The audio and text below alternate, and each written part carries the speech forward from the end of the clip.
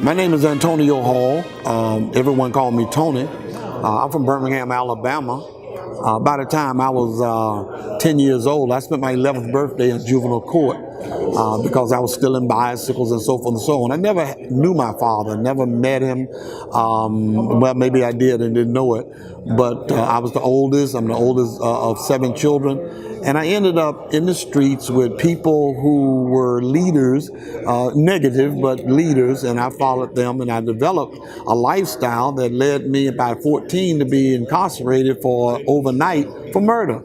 But then they reduced it to self-defense. The guy was 28 years old, I was 14, he had been to prison and so forth. So, black on black crime, so they just, kicked it out. But then after that, by the time I was 20 years old, I had OD'd 3 times. Doctors had pronounced, or prognosis was clinically death. Well, by the time I was 20 years old, I was in Rikers Island. I had a charge of having a concealed weapon. I was arrested for armed robbery. But during that time of my arrest, they checked with the police department in Springfield, Massachusetts, where I just come from, and they said, no, it's impossible for him to do that because he was up here, we had him under surveillance. But there in Rikers Island, I picked up a Bible for the first time. I was afraid to pick up the Bible at first because I thought that if I touched that Bible, I would implode, because I thought I was a demon or something with the things that I was doing and had done. Now, I picked up this Bible, I read from the Bible, John 14:6, where it says, I am the way, the truth, and the life. And I just fell in love with Jesus that day. I ended up from there being probated to Phoenix House rehabilitation program, where I would go through a program to overcome my drug addiction. For 18 months, I would study the Bible, and I would teach Bible studies in the rehab program, which was against the rules because there was no religion tolerated in the program. But after the program, I ended up going to the College of New Rochelle. I studied at the Manhattan Bible Institute. I studied at the New York Theological Seminary. I ended up a chaplain for the state of New York. Got married in New York at 23 years old, and ended up as a chaplain for the state of New York, working in the community with the families of those that were in prison. And from then on, I moved to Alabama, and I became a worker with United Prison Ministries International. I worked for 25 years.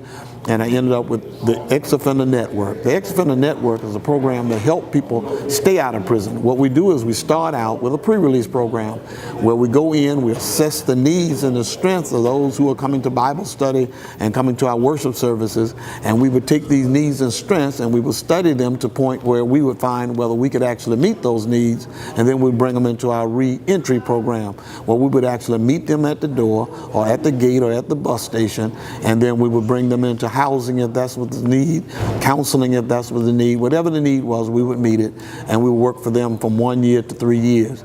Then after that, we ended up having a female program where we had like 50 women in a big building that we had purchased, and this building held 50 women, had 35 of their children in the same building. We were the first program funded by the state with a chaplain, a full-time chaplain, where I was serving. And then the state of Alabama decided to put chaplains now in all of their therapeutic programs. And so we had fairly good success. At this time, when we go into the probation office or the parole office now, and just because we show up, they will allow people to be paroled because of our record. The Ex-Offender Network now, what we do is more consulting than anything else. What we do is we help ministries go to the next level. We'll assess your ministry, look at what you're doing, and then help you advance it to the next level. We have a program we call New Start. New Start, we recognize that a man is a physical being, a mental being, and a social being, and a spiritual being, like the 4 tires on a car. It matters not whether you understand the left tire, front rear tire, whatever, is underinflated, out of balance, or out of line. The whole body suffers, or the whole car suffers. And my eyes are kind of leaking, but we'll go on. And the idea of working with the whole person, what we do is we take, let's do the acronym New Start real quickly. The N is nutrition. we make sure they get proper physical, mental, social, and spiritual nutrition or intake.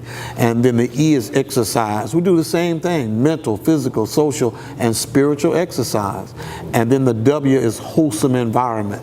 So the environment is clean physically, mentally, socially, and spiritually. And then the S is support. So we're supporting them in mental development, social development, physical development, and spiritual development. Well, I'll stop with that and go with T is temperance, the A is attitude, the R is responsibility, and the T is trust in God. So with this concept, what we do is we develop the whole person. We call it a wholeness approach.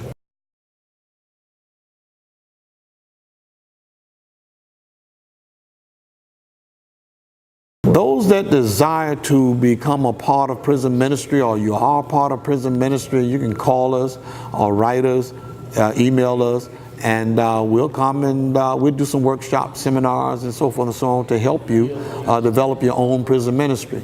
We're not working directly with those who are incarcerated or those who are in reentry right now, or those who are in retention. Retention is simply when we were involved in the church, because a person needs a church family, a biological family, a social family.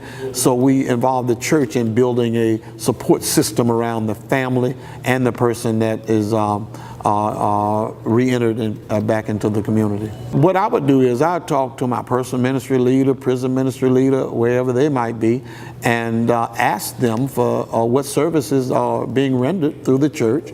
And if not, then talk to them about having someone to come and help develop those services.